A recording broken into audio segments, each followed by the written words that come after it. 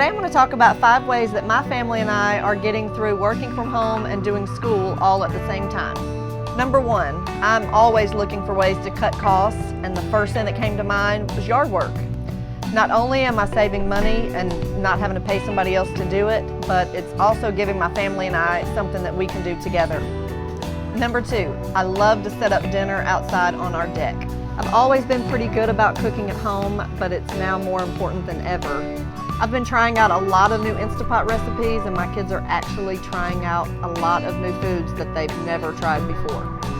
We've been spending so much quality time outdoors as a family. My kids love playing basketball, riding go-karts, jumping on a trampoline, playing cards outside, running through the yard playing ball with the dogs. I mean, we are just having so much fun outside. Number 4, school from home can sometimes, as you know, be challenging.